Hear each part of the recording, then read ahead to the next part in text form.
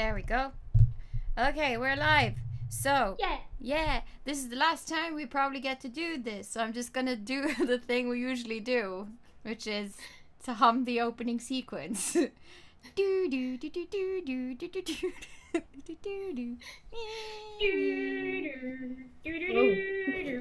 do do. There, now we've done it. Yeah. We kind of have to. It's a tradition now.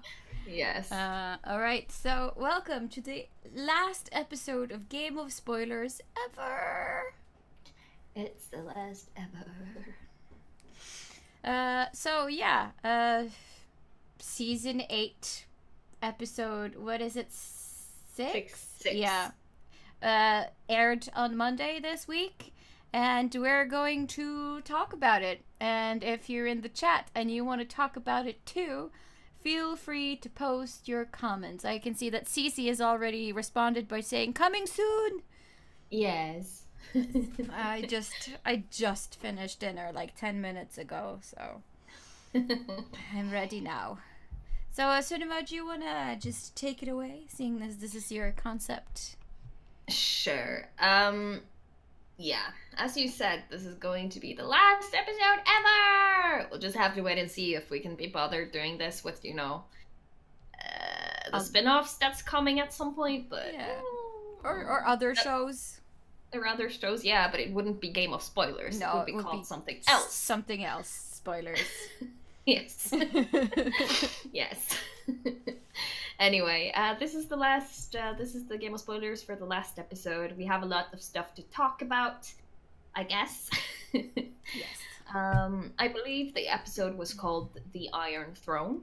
Yes. And, I don't know, it's an alright title.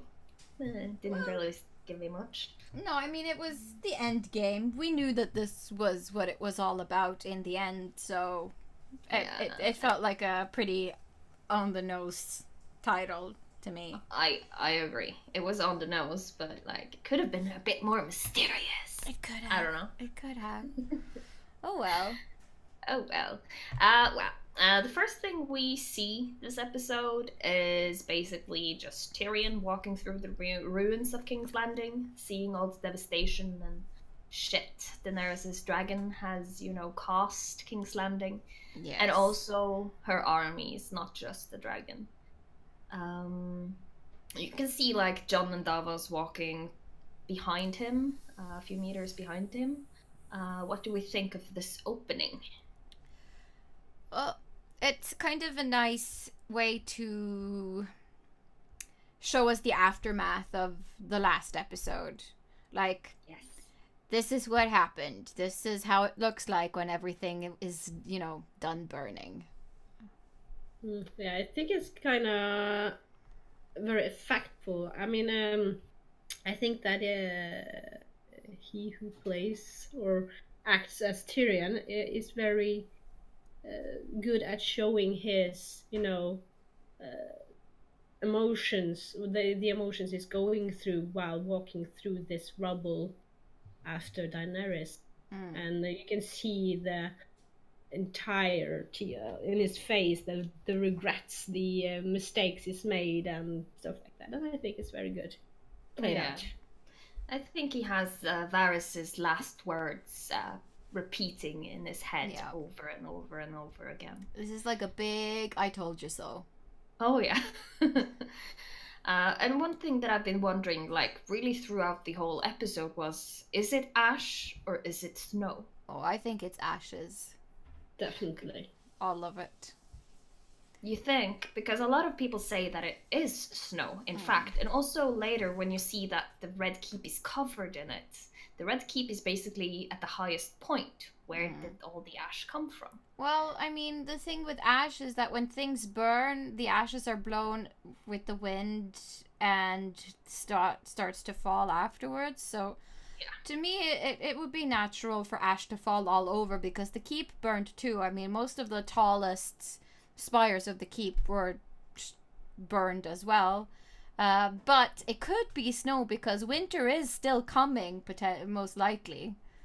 Because the winter's going to come no matter what you do, really. Yeah, I think the winter has stopped in that way, but there's a lot of people saying that it is snow because the long night wasn't brought to Westeros by the Night King after all. It was Daenerys all along.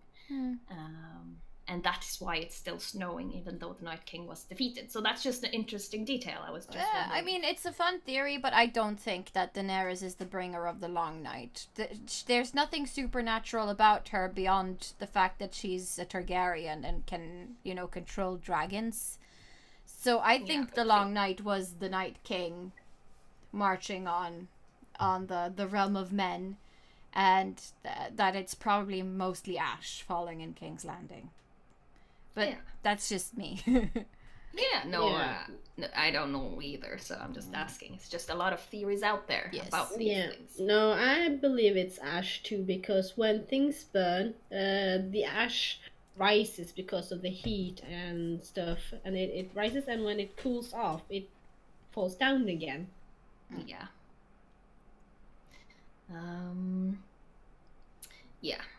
So all right. Science. Oh yeah. I don't. I'm agreeing with all of what you're saying. Yeah, no, it was a joke. No, it's fine.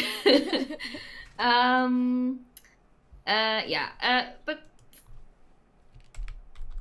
then Tyrion kind of decides that he wants to go somewhere, and Jon is like, "No, take some men with you. It's not safe." Or why do we think that Tyrion wanted to go alone, and also why do Jon want to send men with Tyrion? Well, Tanya, you can go first. Yeah, I thought at first that he would seek out Daenerys to talk to her at that point. That's what I initially thought he would do. So, and that he wanted to go alone because he didn't want maybe anyone else getting caught up in whatever would happen to Tyrion by Dany. That was my initial thought, at least. So, but when whatever. Well, I mean, the first thought of mine was that he was heading to the Red Keep. I wasn't sure of what he was doing, but because he refused people, I thought that, he's going to look for Jaime and Cersei because he wanted to see if they made it out or not, because he still didn't know. So I figured he was going to go look for them. Yeah. I thought so too. But I also thought that Jon insisted on keeping men with him because it was a sign from Jon that Jon really didn't trust Daenerys or her people anymore. Well, that or any survivors in the city might be hostile towards anyone left unscathed and alive, and everyone knows who the imp is. Everyone knows who Tyrion Lannister is, so he could very well have, been jumped by an angry mob in the streets if there were any survivors. That's true. Potential. That's true. But it at least shows that Jon is a bit eerie about the situation. Yes. And Jon is feeling unsafe and uncertain. The next thing that happens is that Grey Worm wants to execute some Lannister men in the street. Jon walks up and he's like, "No, stop!" And all this drama spills out. What do we think of this conflict between Grey Worm and Jon? Well, this is also like a very obvious way to show the schism, or the distance that has arrived between Dany and her army and Jon and his army, and Jon's ideals versus the ideals of Daenerys and Grey Worm, because to them everyone is an enemy. Anyone who wears Lannister colors is an enemy. It doesn't matter if they've surrendered or not. They fought against them, and therefore they must die, because if you leave them alive, they will be potential threats in the future. And Jon believes that they've surrendered. We don't execute people who have surrendered. They don't have any weapons. They're not a danger. They're just soldiers. Yeah, and then what I found nice about this scene really is that Grey Worm says these guys are free men. They chose themselves who they wanted to fight for. Yeah. And it kind of shows the differences of upbringing as well. Yeah. Like the culture of the Unsullied versus the freemen of Westeros. Because the Unsullied, they were slaves. Yeah. They didn't have a choice. They did not have a choice. Until Daenerys. Yes. So to them, it means something much different that they chose to fight for someone. It means something more than just, Yeah, that's very true. You know? And Cece says that she is with John on that one. Yeah. Yes. I think we all are. Yes, but it's like it might have been different if we were, raised in the same situation as the Unsullied, because they have a different viewpoint. Yeah. They see the world in a different way. And also clearly Grey Worm is still angry. He is still avenging Missandei's death. So there's just no mercy or remorse or anything in him at this point in time. He just wants to kill the people who are responsible for destroying the love of his life and, well, tipping his queen over the edge too, probably. Yeah. But all in all, he's just following orders, really.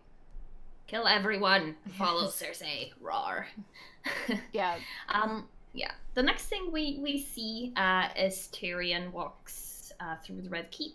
He walks through the map room. He walks through the council room. He finds a torch and he goes down to the crypt. Is there anything we liked about this scene before, he discovers his siblings? It was a nice way of seeing all of the damage that has been done to the keep. And it's like seeing all of these rooms for the first time again, because there's so much that's happened and so many things that are different. And it's kind of like he's retracing his steps, because he used to be Hand for a little while. Yeah. He used to be. Mm-hmm. So I mean, I like the little reminders that this gives us. I agree. I like the way that they brought us through rooms that we have seen before, but with different people and in different settings and stuff like that. So it was a nice thing. Yeah. And also, I really enjoyed the build up for some of the characters during this episode. Yeah. They took their time to really explain. I think they took their time to do things they haven't taken time to do in the previous episodes. They took time to build up feelings with the characters and in scenes that would seem, a little bit like, why is this scene really here? It doesn't tell the story in any way, but it tells the story of the character. And that is what I think has been lacking in both episode 4 and 5. Yeah. No, I agree. So hey, Hedestai! Hi! A little late to the party, but I was screenshotting, so I have a good reason. Yeah, that's always a good reason. Yes. We're just in the beginning of talking about the beginning anyway. Yeah, we haven't gotten that far. No. I was actually watching this episode with Hedestai on Monday. It was quite nice to watch it with someone.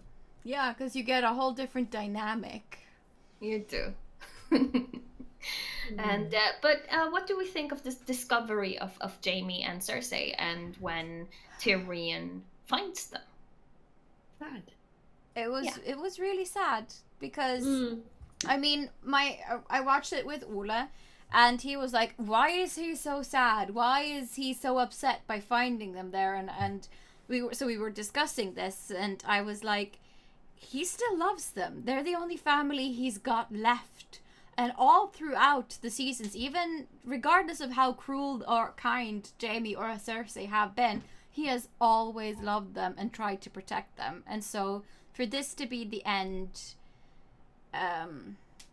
was really sad for him, because he's lost all of his family now. There are no other Lannisters left, unless there's a cousin somewhere out in Hicksville that no one has mentioned earlier. They're all dead. Sorry. Yeah. Yeah, they are.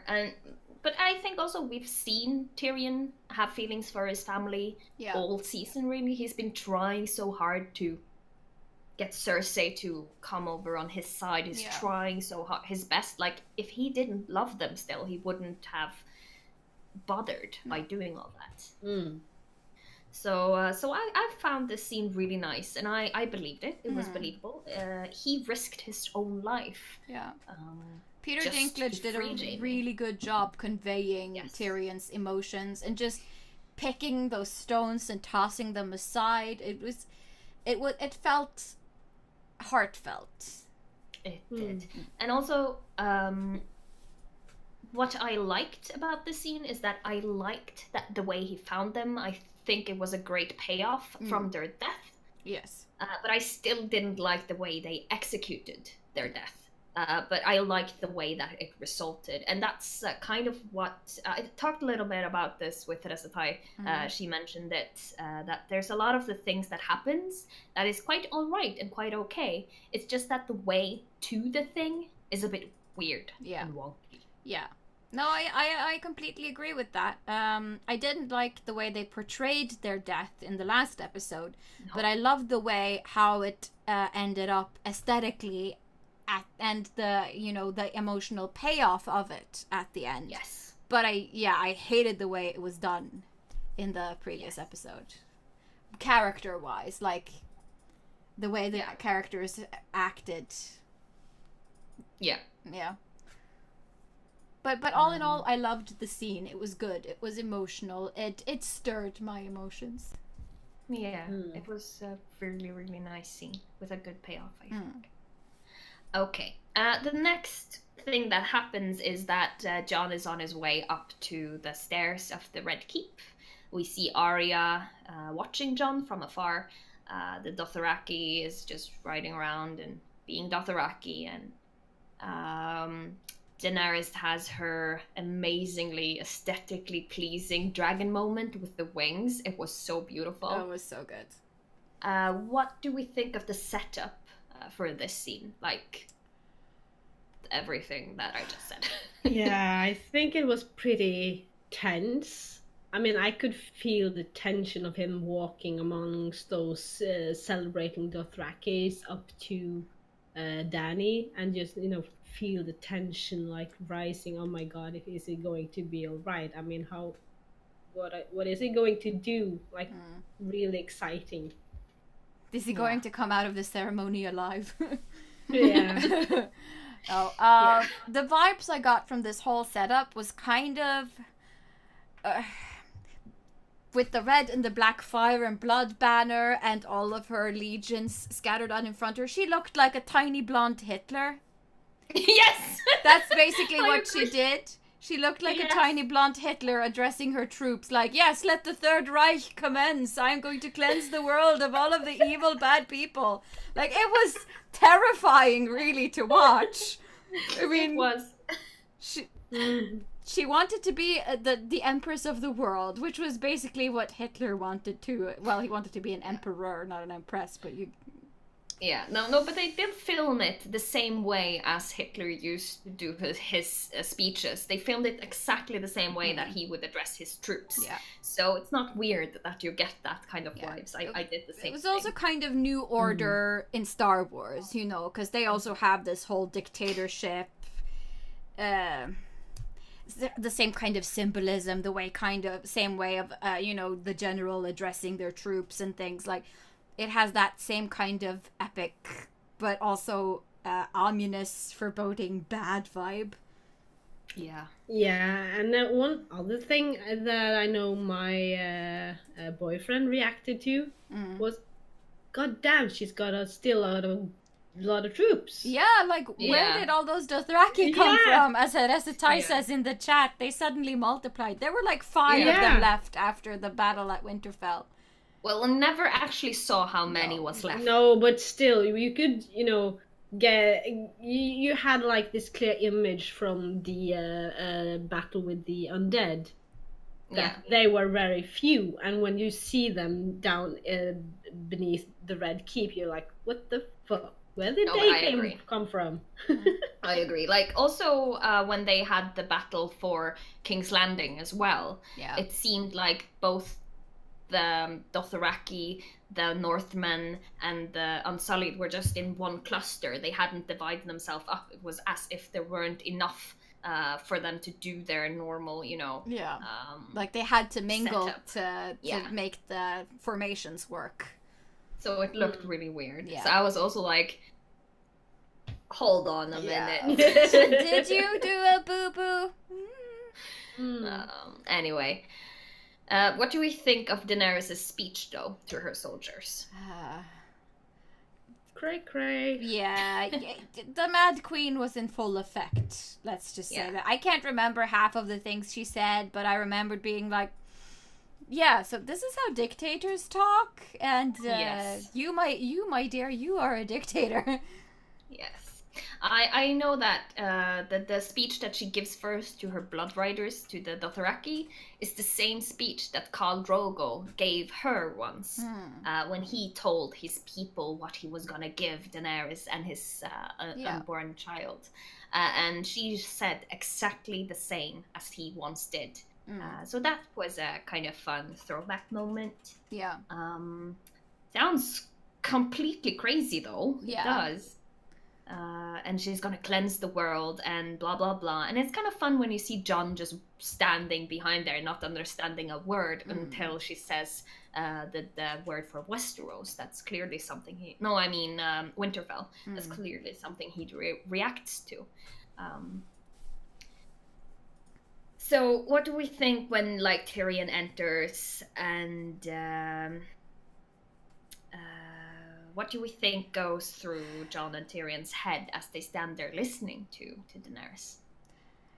I think they look at each other and go like, yeah, we fucked up. In a more eloquent manner of speech, but basically that's the gist of it. Yeah.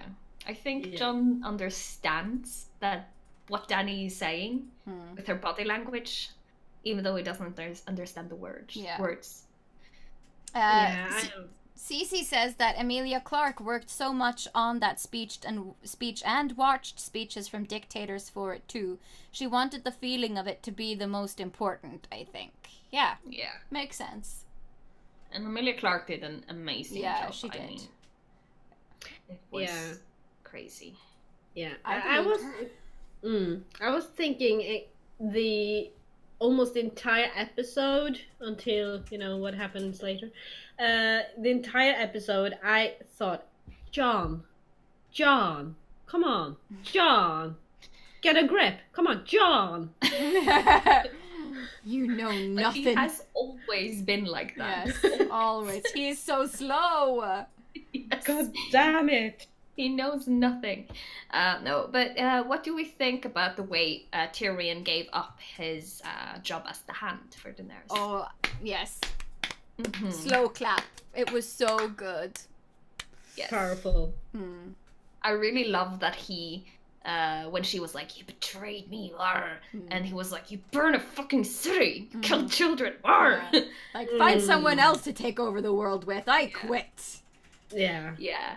I really love that he managed to do that before Daenerys managed to do anything, and I love the fact that he did it in front of everyone. Yep. Yeah, that was very powerful. There must have been at least one or two Dothraki or Unsullied that kind of is the Tyrion's team. Not all of them can be brainwashed on Daenerys' side. They are people and human after all. Maybe. Oh, but I was left wondering, like, okay, is this why they've had Tyrion fail time after time after time just so he can redeem himself now at the very end? Is that what they've been building up to?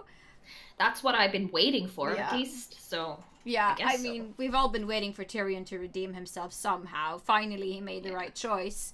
But I think they went a bit too far. They made him pathetic almost for a very long time, and it just didn't resonate with me. No, I think they just did a normal, storytelling cliche. Yeah. And the thing with things with Game of Thrones is that they have been keeping themselves from making those kind of normal cliches you see in stories. And the last 2 seasons, they have fallen into some of cliche mode. Yeah, not all of the things, but a lot of cliches. It's like, meh. Yeah. What do we think, like, about the look between Jon and Daenerys as Tyrion is led off and Daenerys turns around to lead herself? They have a moment. They have a moment. I don't know. I think Jon at this point is in like shock and awe and like don't look at me, you know. It's hard to read. I think he's afraid. Yeah, basically. She looks angry. Mm-hmm. He's scared. Yeah, but then suddenly a wild Arya appears. What do we think of Jon and Arya's conversation? I was just a little bit like, oh, Arya's there. How? Oh yeah, sure. Yeah. Arya. It's Arya. She's a ninja. Yeah. I can't even remember what she said to him at that point. She basically said, I know death. No, I know a killer when I see I know one. a killer. Yeah. And she's one. Yes. Because she did have a speech with Gendry in episode 2, I believe, where she said that she knows death. She knows what death looks like. So yeah, she says, I know a killer when I see one. Yeah, which and she basically says that Dany looks like a killer, so you should do something, or someone should do something. Yeah. And it's like, so yeah, basically telling her brother that you need to deal with this. Yes. Yeah, I think basically everyone in this episode is like urging Jon to do something. Yeah. As long as their name isn't Grey Worm. Yeah, well, he's more like, kind of doing it, but not on purpose, because he's like, what you gonna do? What you gonna do? Huh? What you gonna do about it? Bitch. Yeah, no, that's definitely what it feels like. Cece is feeling salty today. I can see she's posted, writers, make a good pace last season of the biggest show in the world, or take on Star Wars. Yeah, we'll probably comment a little bit upon that during this episode. Not yet, though. No. Is there anything else you want to point out before we move on? No, not really. No. I think also Arya in the conversation points out, would Sansa step back or something like that? I know Tyrion talked about that later, but I'm not sure if Arya does that. But yeah, I don't remember. At least Jon's family is being used against him to make him change his mind about Daddy at some point. For sure. The next scene is basically Jon and Tyrion, where Tyrion is held captive. And they have a conversation about loyalty and a lot of things. What do we think about this Jon and Tyrion scene? I liked it. I liked it too. Yes, it felt well written, and it was a believable scene.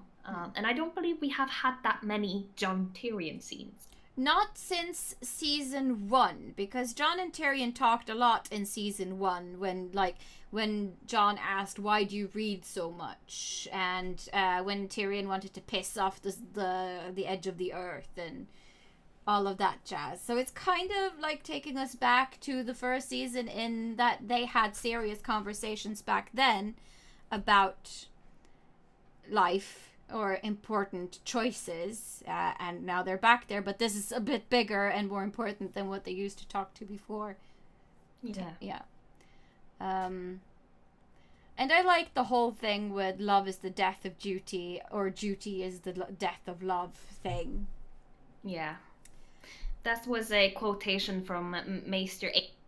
Also was a Targaryen. Yes, he was. Also was the rightful heir to the throne, but gave it up to his little brother when he took the black and went to become a maester at the wall. He's the only Targaryen we know that wasn't crazy or an asshole. Well, the first three-eyed raven was also a Targaryen, but he was magical. So there's 3, because Lyanna Stark also married, that. What was his name? Rhaegar. Yeah. And he wasn't mad yet, at least. No, but he wasn't. No, not yet. But it's told that he was by Robert Baratheon. Yeah. Anyway. I guess that's what you get for interbreeding. Yeah. Or inbreeding. Yeah, incest. Yeah. Yeah. Yeah. Get crazy kids. Yep. But they say when a Targaryen gets born, the gods flip a coin. Yeah. If it's crazy or not, that's how basically it works, or that's the saying at least. Yeah, well, I guess genetics works like that too. Yeah. Pretty much. But I mean, you kind of have to see it as a warning when the motto of your house is fire and blood. Yeah. It's a big hint right there. Whereas Tully is family, duty, honor. Yeah, that's why Edmure is so stupid. Yeah, I guess. No, I'm just kidding. But I really liked the conversation between Tyrion and Jon, and I really enjoyed the part where Tyrion brings up the fact that Sansa told him, like, why do you think Sansa told me? Yeah. And Jon is like, oh shit. Yeah, fuck. No, I mean, Sansa could see it all coming. She's a smart cookie. Oh, she is. The next thing we see is that somebody comes in and interacts them. And then Jon leaves for the Red Keep. He gets met by a snow or ash covered Drogon. What did we think of this interaction between Jon and Drogon? I liked it because it just goes for show that a dragon recognizes Targaryens. Yeah. Yeah, no one else would have been allowed inside. I don't think so either. I think this is what is supposed to show us that Jon is the only one who could get near Daenerys at this point. Yeah, for sure. At least alone, without her army next to her. Yeah. Yeah. We see Daenerys walk towards the throne. Any comments of her, slow walk and touching? Well, all I could think about was her vision from the House of the Undying in, was it season 3 or season 2? I don't remember. 2. Yeah.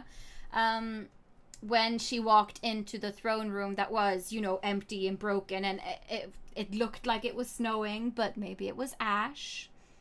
So some foretelling right there. And then before she even got to sit on the throne in her vision, she heard a baby cry and went and left the throne room and went to see Drogon. No, I mean, called Drogo and her son. Yes. Which also could have been hinting at what's going to happen next. Yes. So it was very reminiscent of that. Yes. Yeah. Because you would never see that she sits on the throne. No. The only difference between this and her vision, that in her vision she didn't even get to touch the throne. Yeah. And here she actually touched it. And that moment, I just felt that they filmed it really well, and they the music and everything was very awesomely done together with it. It was. And also Emilia Clarke's facial expressions on point. Yes, very much so. Yeah, I really liked the scene because even the music, even though it was a very, calm, like, kind of relaxing music, it was also like, it screamed, crazy got her wish, crazy got her wish. Yeah, I really liked the dialogue part where she said, like, when she was a kid and she couldn't even count to 20 and she imagined how this throne would look like, which would, like, thousands of swords on top of each other, stacked so high you couldn't even, see whoever was sitting on it. That's how George R.R. Martin originally wanted the throne to look like. There's an illustration of how the throne is supposed to look like. It's supposed to be like this tall, kind of unwieldy mess of swords that just rises towards the ceiling with a seat on top. And a stair. Yeah, and a stair. So, which is very different from the way they chose to do it in the show. I can understand practical reasons and stuff, but I thought that this was kind of like almost like a little Easter egg, almost, for those of us who know this little particular part. Yeah. I think it was a nice thing that they put that in there. And also, it's like, a nice thing that makes you see the difference between, you know, seeing a show and reading a book. Yeah.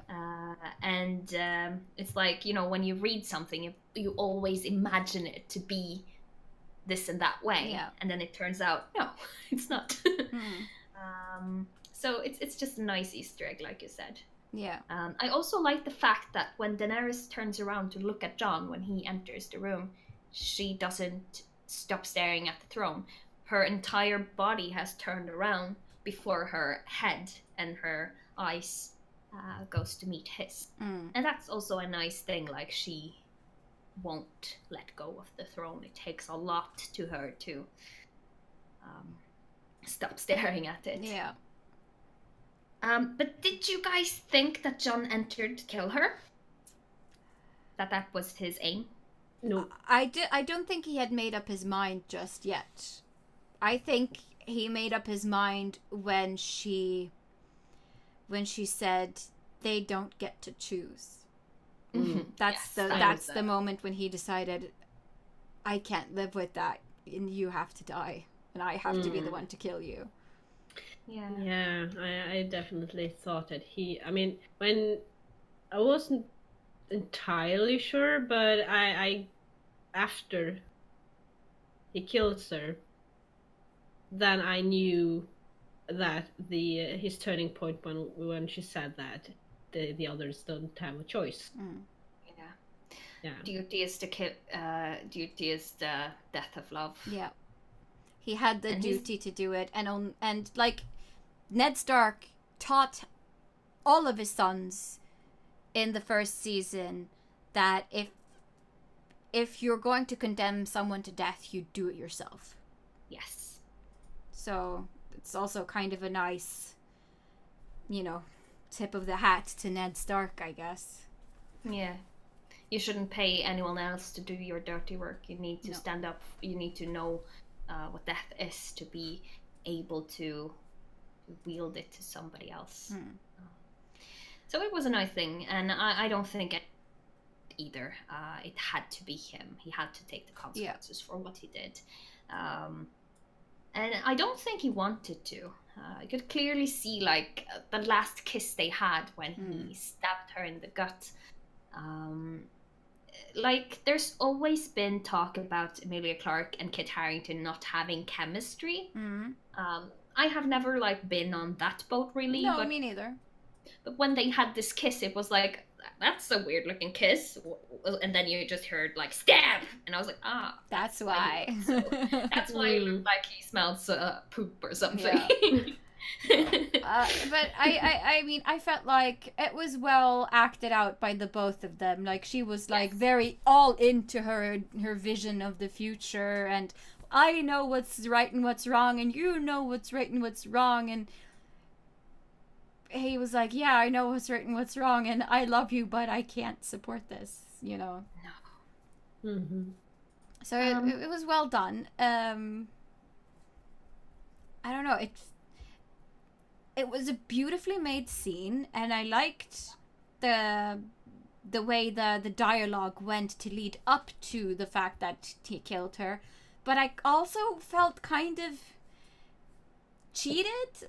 Like, it was very anticlimactic in some way. Like, something was missing, but I can't really put my finger on what it was.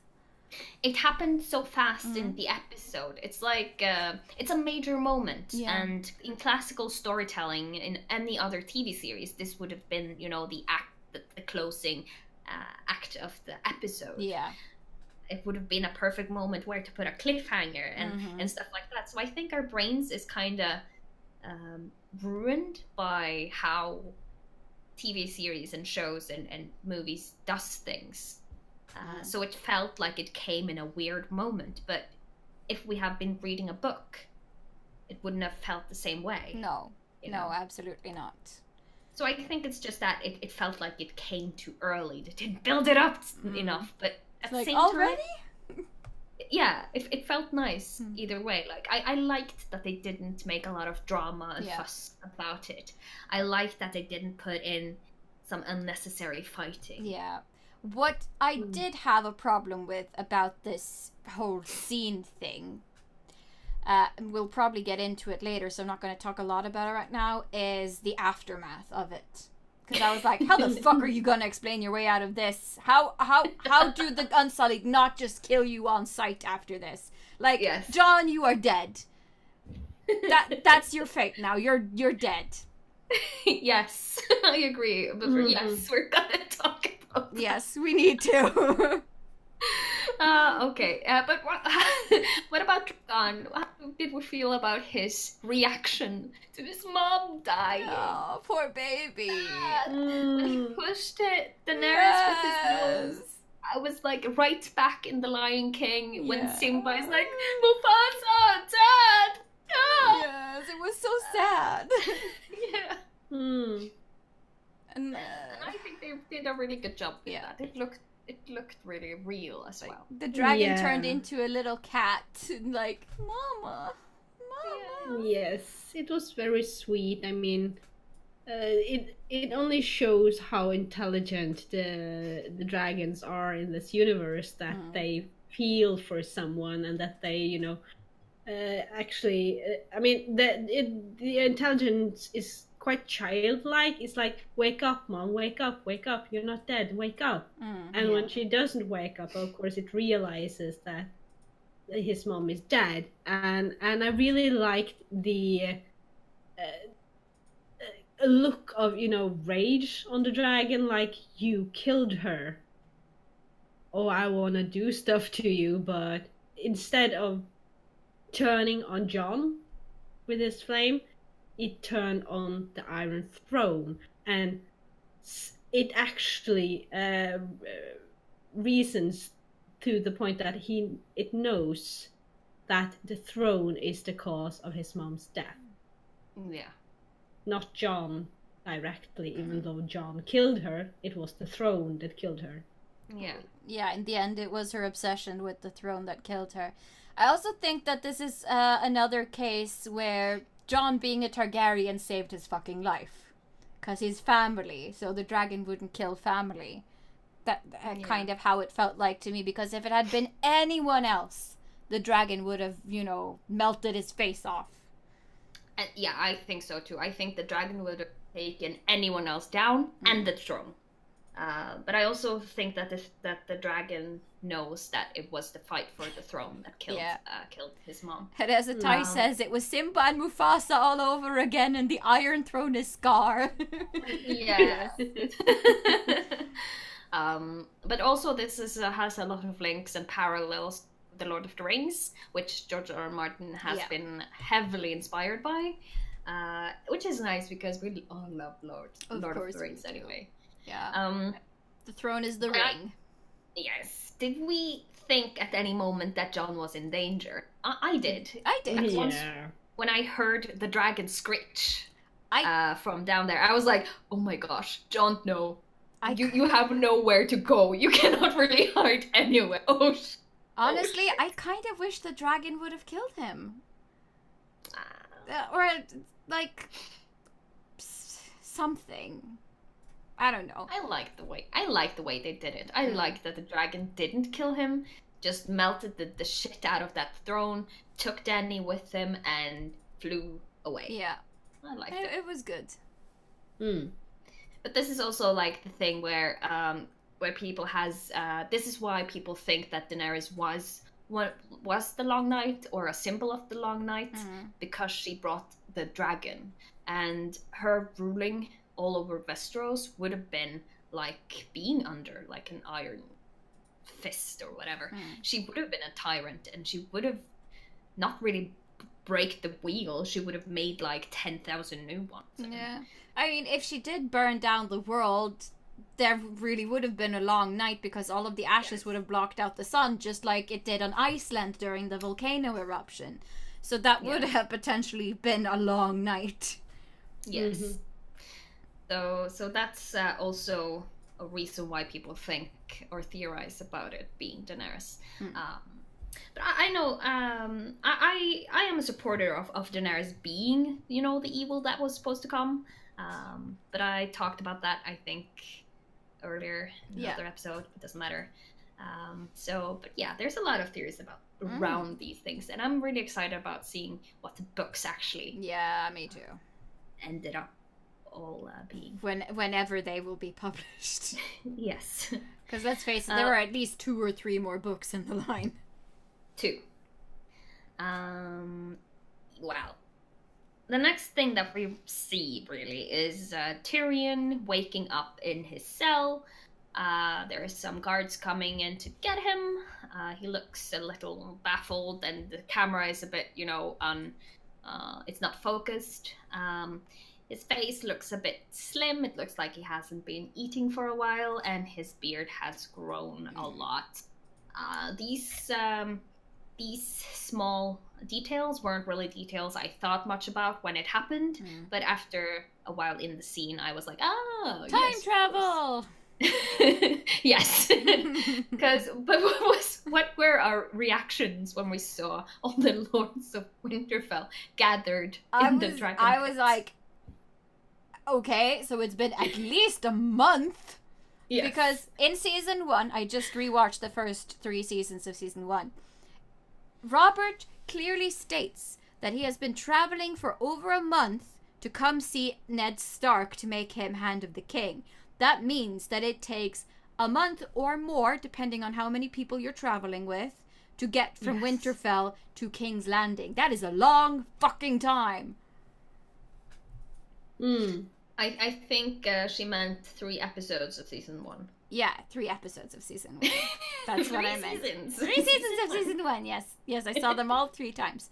No, but the 3 first episodes. Yeah. Yes. But I agree. I think, like, Tyrion states later that blah blah blah, I've been there for weeks. It has been weeks. So he says that it has been quite some time since he's been out of the cell. But I think this was a cheap way of getting Jon Snow out of danger, and I hate it. I think this whole scene was a bit weird. Yeah. I like the outcome of it, but the way they made it was just weird. Yeah. Oh my god, it was so weird. Okay, but let's try to dissect it. I tried. Oh, do we have to? Yes. But what do we think, like, of the discussions between the lords? This is before Grey Worm has spoken, and before Tyrion really has said anything. It's just about, who is following who, and we see everyone gathered, even some we haven't seen that much. What did we think? I don't know. I was like, as I said, I was immediately like, okay, so this is a cheap way of just moving on. Like, okay, why are we here? What the fuck is this? How much time has passed? I wanted to see exactly what happened after Jon killed Dany. Yeah. And this was just like, okay, we don't have time, so we're just gonna jump here because it's convenient. Yes. It was It annoyed me a lot. Yeah. It still annoys me a lot. Yeah. This was one of the most annoying scenes, for sure. I just think it's a bit funny the way that the lords kind of discussed with each other. I think it was nice to see everyone gathered. Yeah. If we just don't think of, like, if we just think of the scene just for itself and just forget everything before. Yeah. We got to see how few lords are left in Westeros. There are not a lot. There's the Lord of the Eyrie, the Boy Wonder. Yeah, me and Vanessa Ty were like, it's that boy! Yeah. God, he's so big! And the Tullys were represented by Edmure, Kat's fuck-up idiot brother. Yes. And the Starks. And, well, not a whole lot. Yeah. The Prince of Dorne was there. A few lords that we haven't really seen before. Or haven't seen a lot of, at least. And then Bronn, Lord of Highgarden. No, Bronn wasn't there. No, he wasn't there, that's true. Not Lord yet. No, not yet. But yeah, there was a lot of people there. this also is one of the fuck-ups, because there are not one, but 2 water bottles that they haven't cut out. There's one behind, I believe, Sam's chair, and one behind Davos' chair. So it's the cup scene all over again, only with water bottles. Are they doing it on purpose, or have they just been sloppy? Who knows? Who knows?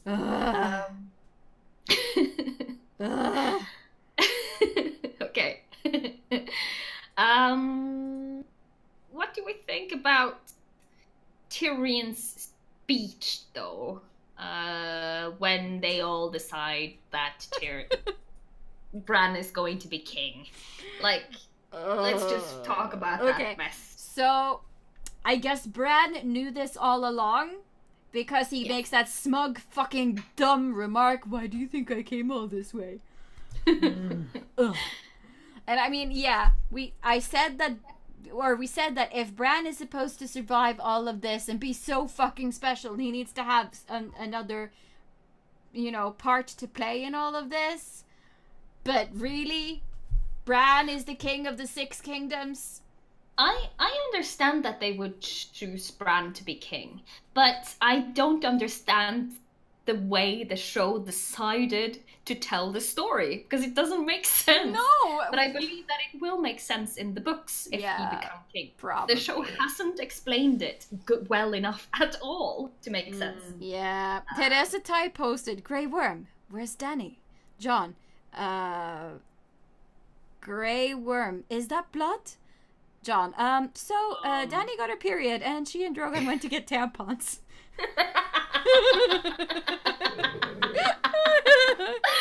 Oh, that's great. Yeah. Cece also says that Yara is my love, but her opinions there kind of annoyed me. Rest in peace. And they just put her in there to be like, to put Daenerys. And then Arnold says, "Congratulations to Dany. She broke the wheel, but we got 2 more." See what you did there.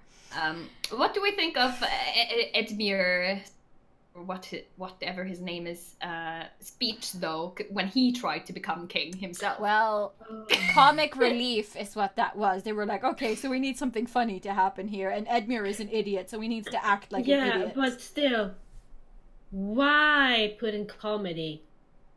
They do that all the time, though. They put in small hits all of the comedy. time, but it wasn't necessary in this scene. Edmure should have, for once, just shut up. But I enjoyed the way Sansa told him off, though. Yeah, I liked the way that she got the chance to be like, sit can down. you sit down? But it was an awkward scene for sure. It was very awkward. And also Sam with his speech of democracy, and everyone started laughing. It's a nice thought, but I don't think it would work across 6 fucking kingdoms. No.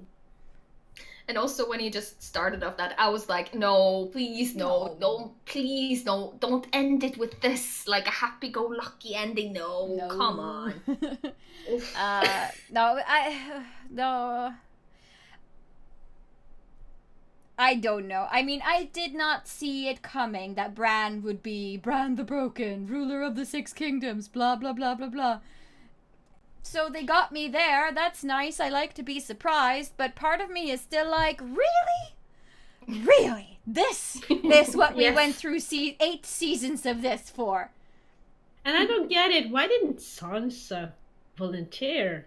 I mean, she wants to be queen. Not necessarily of everyone, but she wants to be queen. Of the North, yes. Yeah. I don't She think got she what would she have wanted. wanted to be in King's Yeah, Landing. that's good and all, but still, I think that she would be...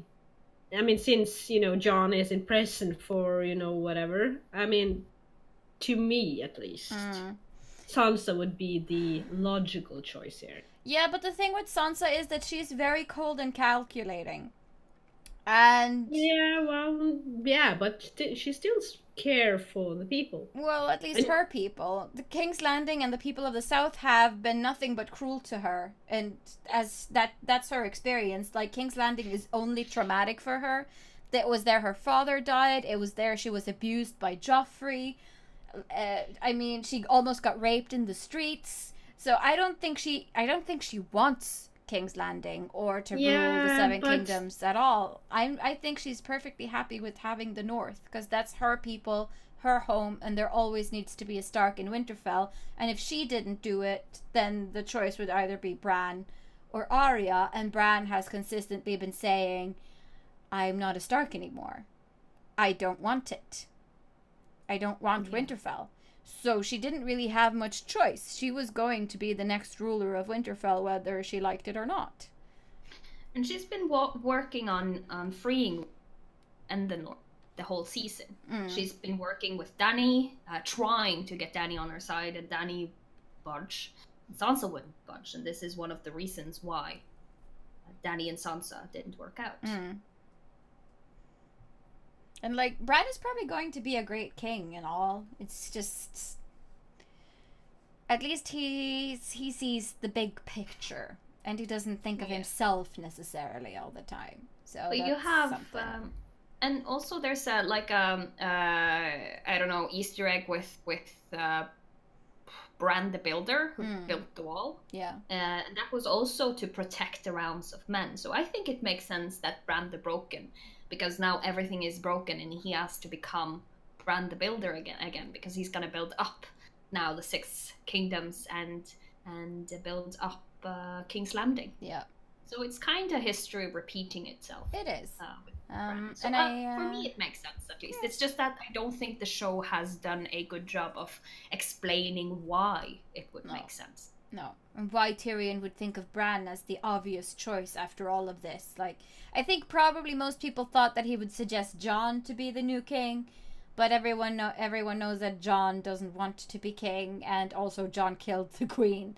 So he's kind of unsuitable, I guess. And also, one thing that annoyed me with the scene is that Tyrion and Jon is still alive. Yeah. We have seen how the Unsullied treated, the Lannister soldiers that was enemies of the Queen, and they killed them at the spot. Why? Yeah, why is Jon they killed Jon and Tyrion? Like, Tyrion I can understand, but Jon should have been dead. Yes. I mean, if I were Grey Worm and I knew that Jon had killed my queen, I wouldn't give a flying fuck who his sister was or whatever. I would have killed him. He would be dead. So, and also I think the way the Unsullied was like, no, we have King's Landing now. We're gonna stay here. And then suddenly they were, you can have Jon back. I'm like, how? How? Why? Yeah. Like, so that was a moment of weak writing and weak logic for me. Yeah, I didn't understand that. The Unsullied aren't interested in holding lands, not in that way, and like they offered them land elsewhere, and it was like, yeah, you can have that, and be free and be your own people and whatever, and they were like, no, we're not interested in that. We just want justice, and then he's just, oh, we're gonna send this guy to the wall. Oh, that's fine. Okay, thanks, bye. We're good. We're cool. No, I don't see it. No, that makes sense. What do we think of Sansa's request, though, of an independent North? I like it. I think that's what she wanted all along, and she finally got it, and she waited to speak until she was the last person to speak, so she could hold that deciding vote and that trump card and be like, yeah, I'm fine with it, but this is my term. Yeah, I was kind of surprised that no one really protested, because it would. I mean, under the entire council or whatever it was, someone protested something all the time, except this. Yeah. That's like, cool, have it. Yeah. It's yours. I think everyone understands where Sansa's coming from and feels for the North. A lot of the people around there fought with her against the Night King. So I think a lot of the lords knows and understands why. But the thing that kind of was a bit weird to me about this whole ordeal was that Yara didn't say the same thing. because one of the things Yara wanted from Daenerys before she swore allegiance to her was to free the Iron Islands. Yeah, that and also Daenerys was seems like, weird. nah, maybe we'll see about that. And then now Yara doesn't really care. It's a bit weird. Yeah, no, I agree. Like, there was it's a good point, Tonya, that there was not any dissension. Like, oh yeah, Brand, he's a cool choice. Yeah, we're fine with that. We're good. Like, at least there should have been one who said no, and then they would be like, yeah, majority rules. Like, it was kind of very hippy-dippy. Oh yes, we're all friends now, so we're all gonna vote for the same guy.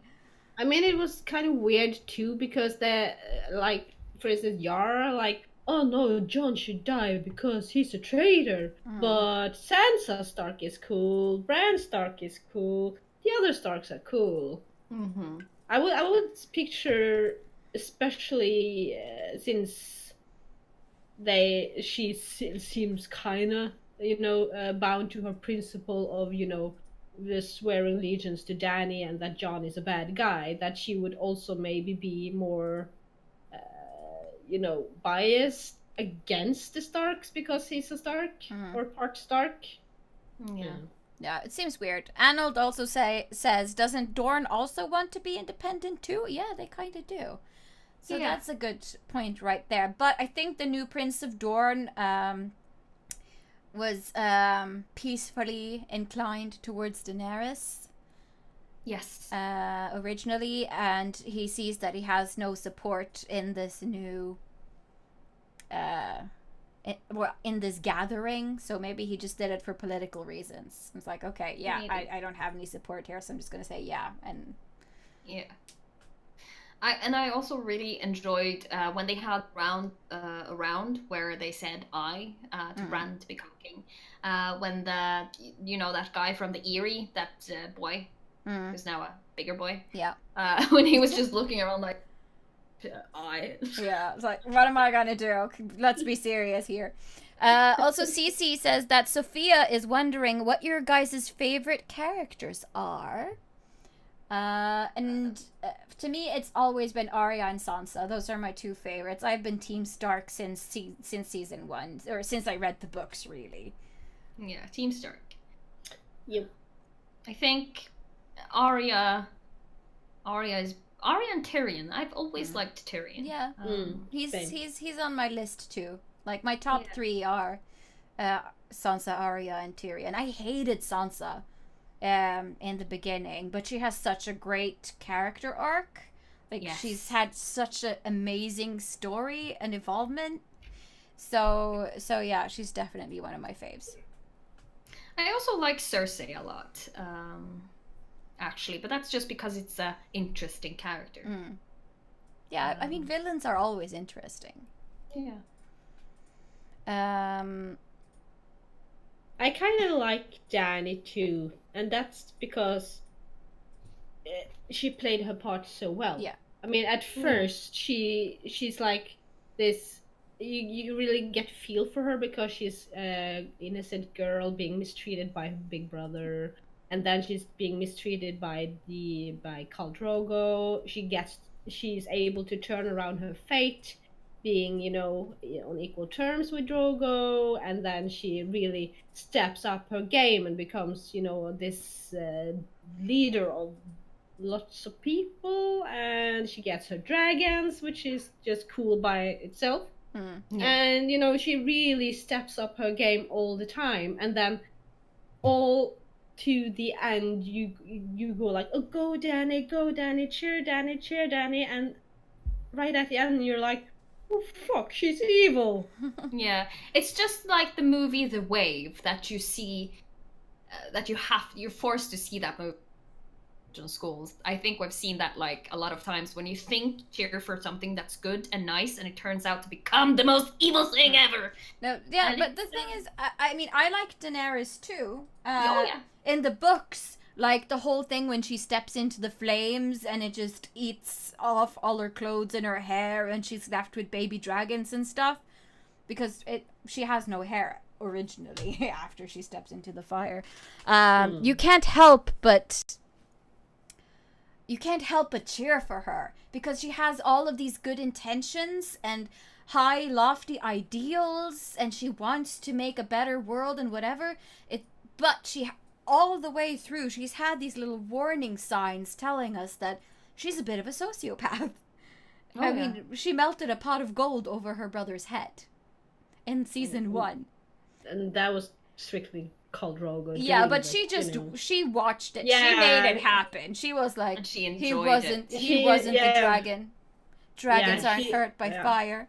Yes, she enjoyed it. Yeah. I would probably do that too. Yeah. So she's a and Slytherin. She also crucified all the nobles in Marine. Yeah. She burnt like everyone that.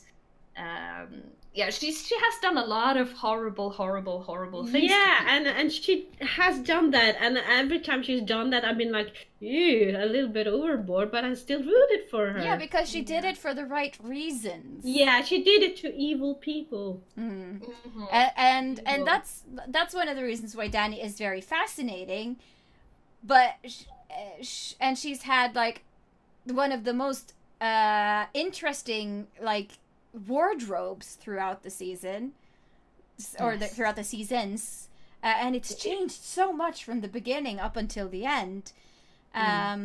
So she is interesting. She's just not my favorite, but I really like her. But I like almost all of the characters because they're so complex. And but like what Hedda Satai is saying, Littlefinger is my ultimate fave. R.I.P. I agree. I love Littlefinger. Yeah. I really miss that character. Yeah, even though I was so happy when he died, but I really miss him. And I mean, Euron too. There's something about him. I can't help but like him, even though he was bat crap crazy and a horrible person. And you know, there are so many interesting characters. It's hard to choose favorites because they're all really good. Like, I love the Hound. The Hound is also one of my favorite characters. It's just he's not on my top 3 list. No. But let's move on with the episode, shall we? Yes. Because the next thing we see after this, like, I don't know, like, council scene where Bran is king and Jon is free. It's just cheap, as we've said. Yes. It was a bit weird. Cheap. But I like the result of it. It was just that the way there was a bit weird. The next thing we see is Jon in the cell, and Tyrion is there talking to him. What do we think of Jon going to the Wall? I guess it fits with what Tormund said. Yeah. Kind of pointless, though. I cheered for this. I wanted him to go north because that's where he belongs, because he is ice. He's supposed to. Yeah. So it didn't shock me at all. Yeah. I thought that was gonna be it.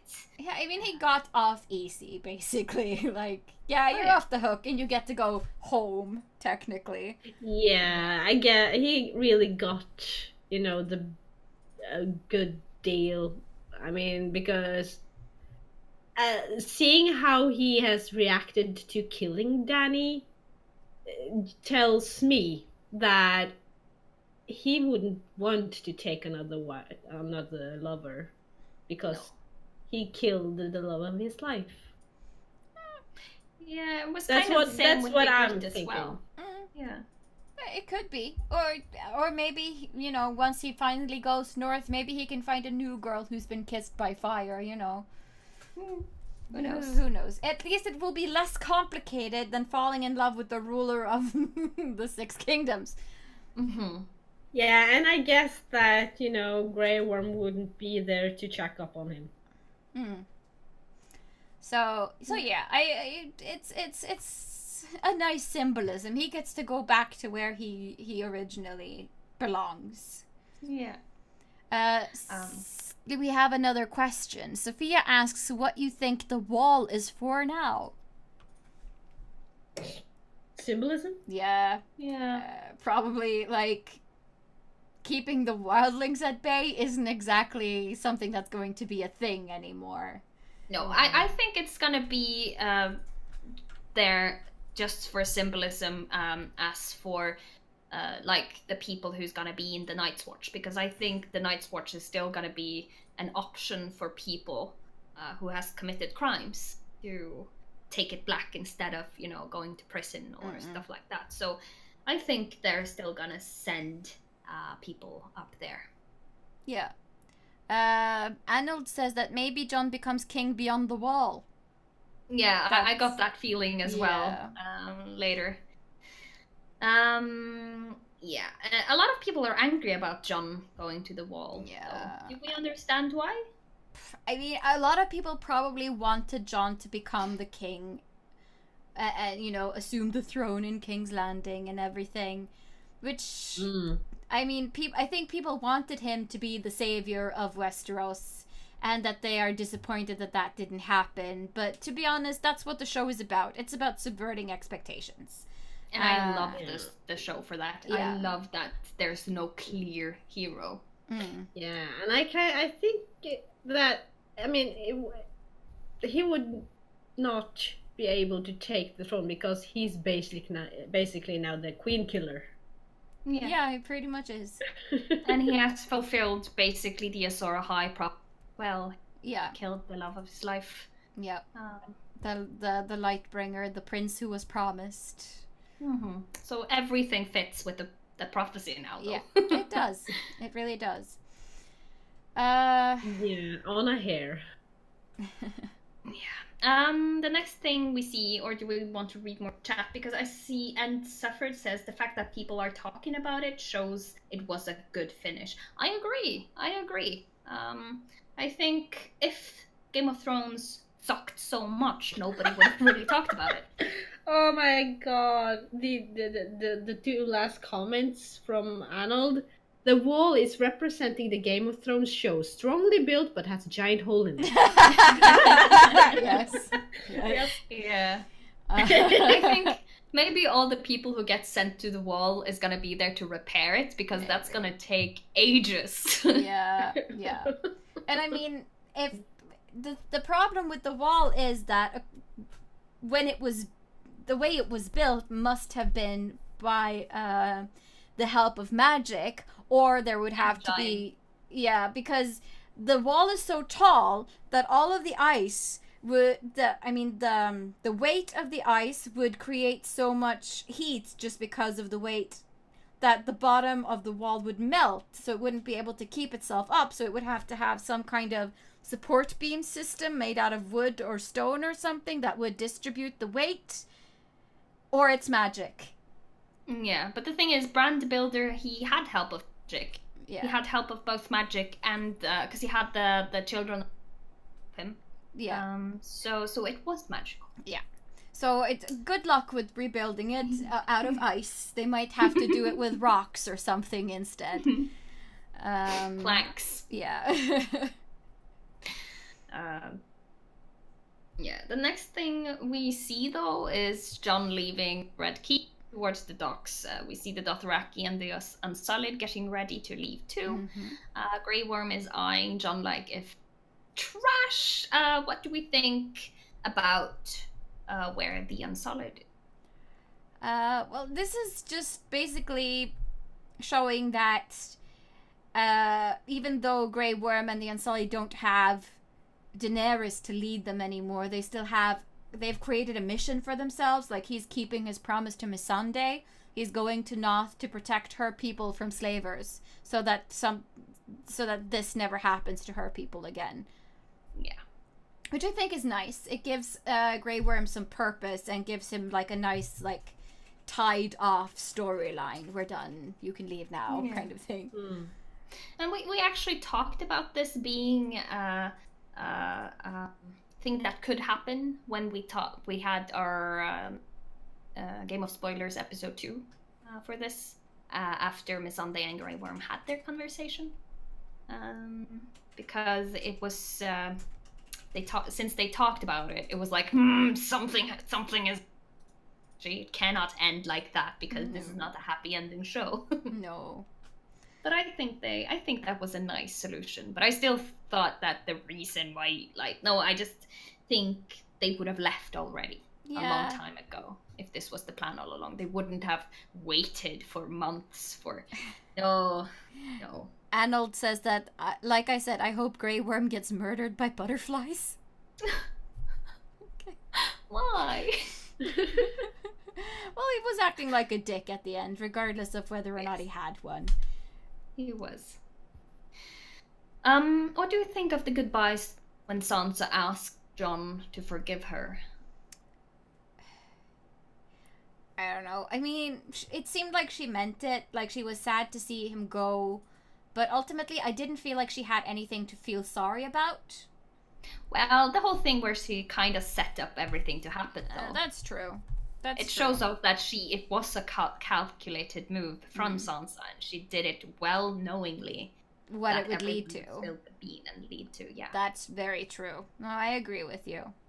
That's something to apologize for. I'm sorry I blabbed your secret to everyone and set and this made in you motion. Kill your love. I'm sorry. Hope you can forgive me. I did it for the protection of the realm, and so I did just do it for me.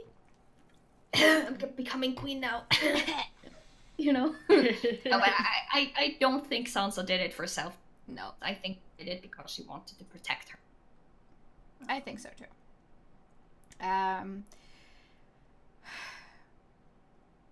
What do you think of the goodbye with Arya, though?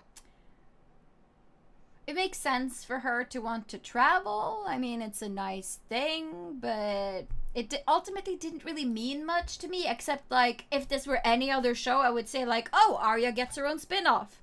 We're going to follow her on new adventures into uncharted territories and, a new show. That would be a fun one. There are rumors about George R.R. Martin making books about Arya. Yeah, because Arya is his wife's favorite character. No, I don't think it's going to happen because I think the line of her going west of Westeros is something that she says in season 6. And it has nothing to do with the books, really.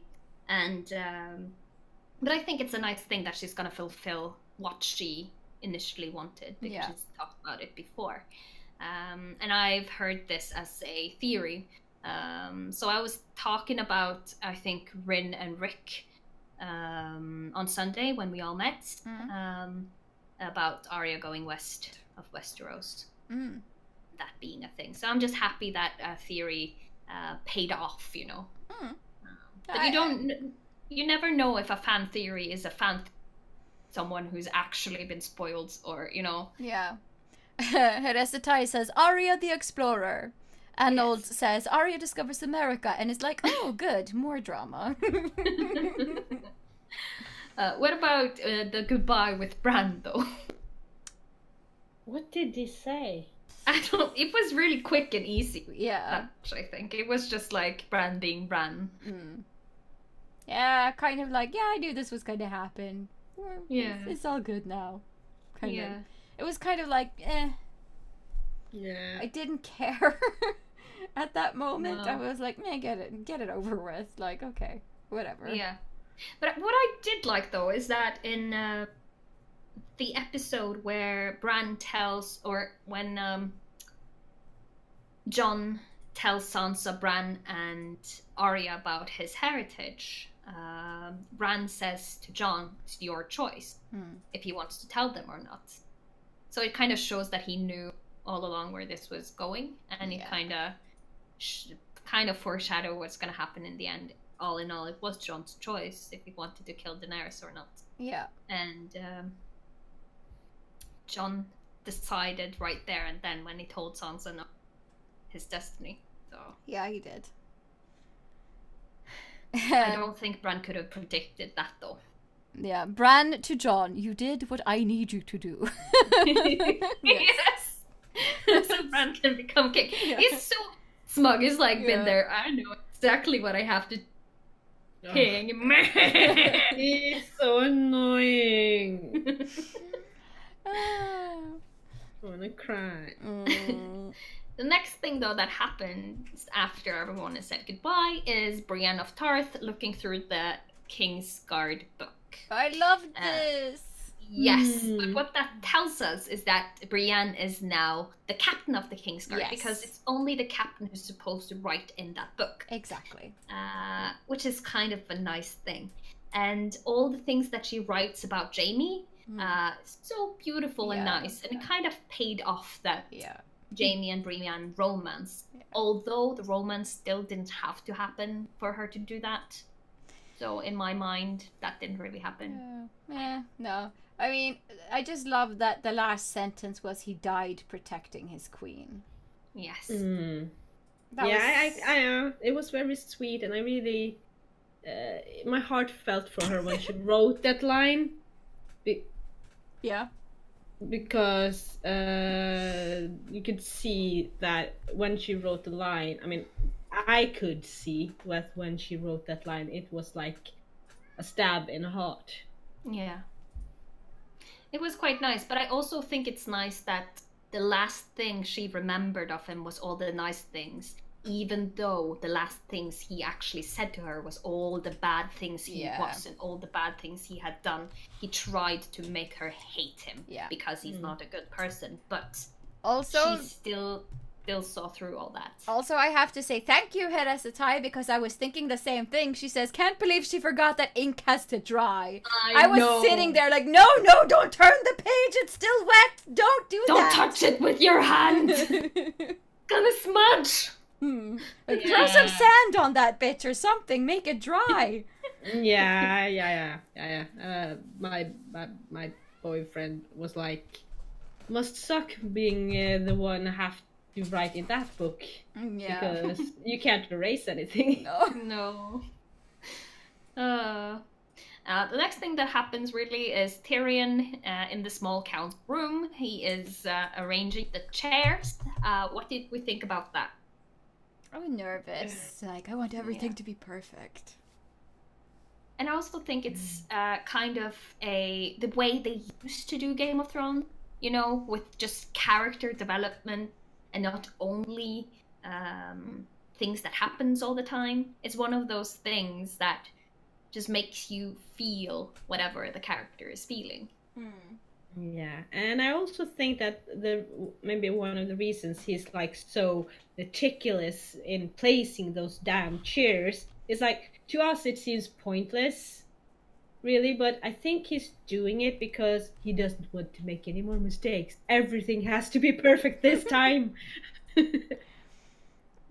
And I think he also wants people, when they walk into that room, he wants it to look like he's prepared, he's in a position of power. It's like, yes, welcome, I have been expecting you.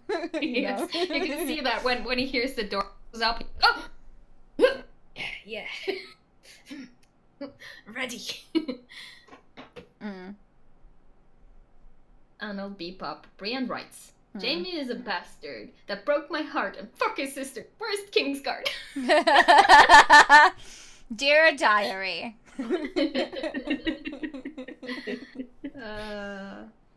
Hej bloggen. Wow.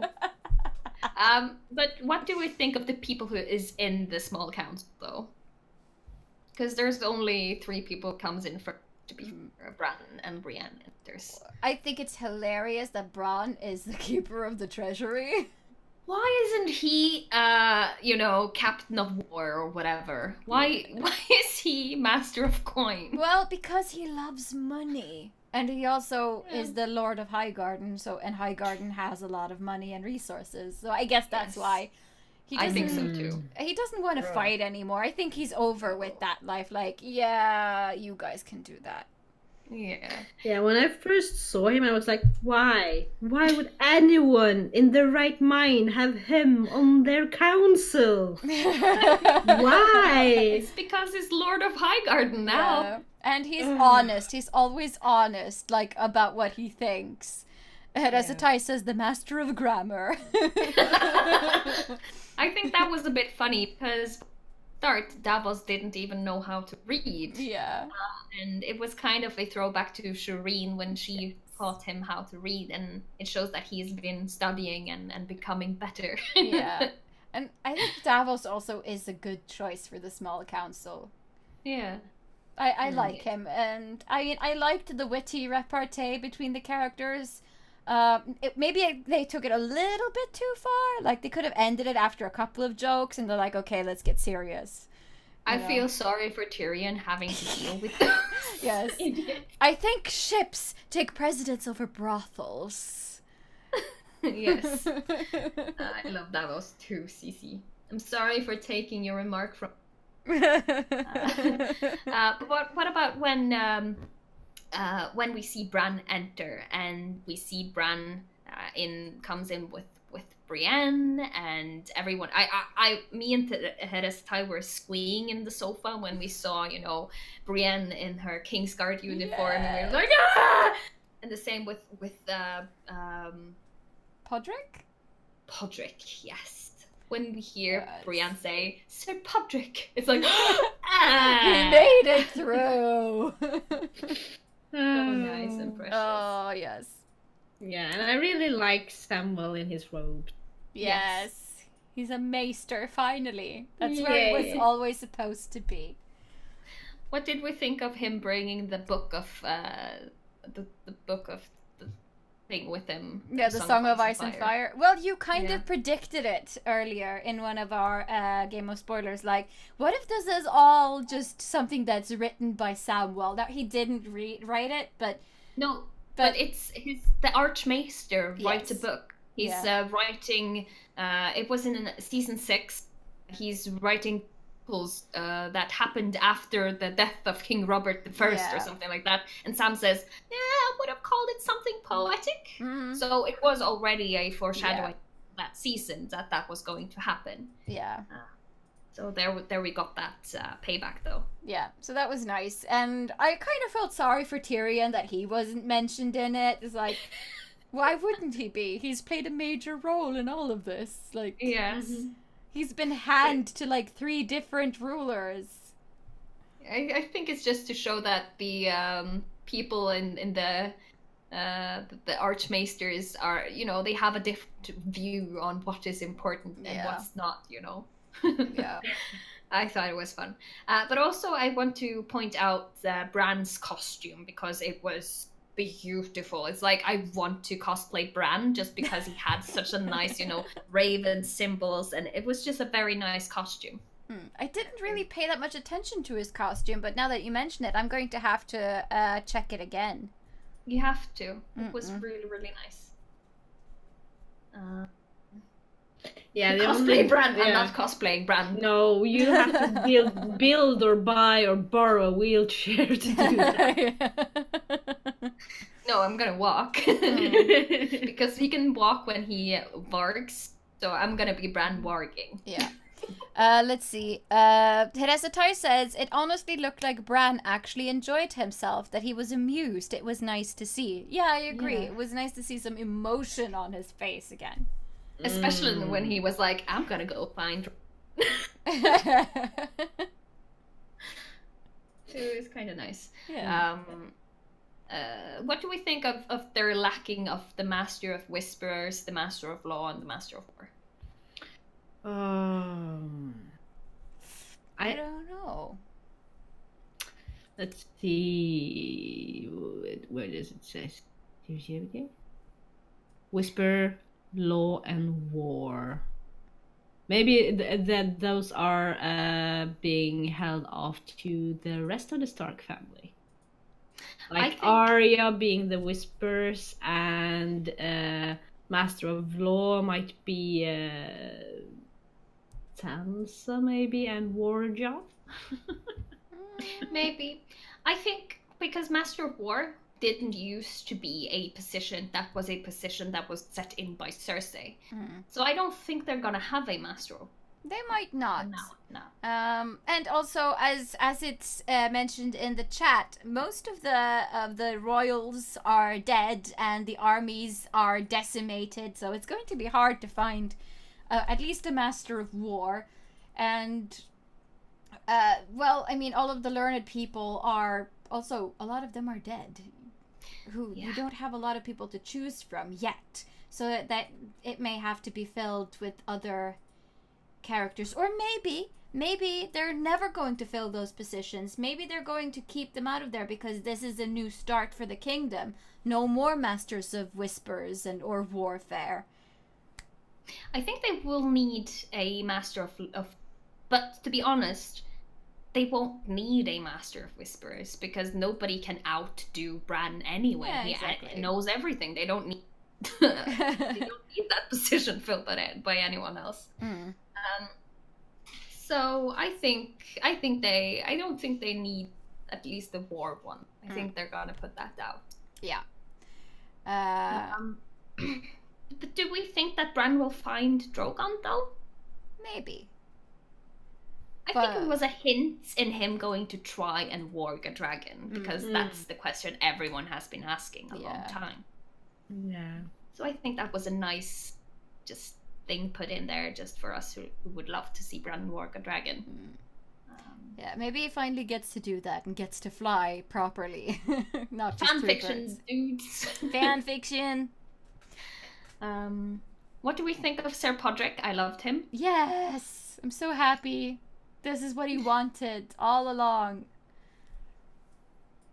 I'm just glad Podrick survived all of this bullshit. Yes, there's a few characters like, why did they... Tormund, I'm really happy that they did. Yeah. Davos, so happy Bronn, he's still there.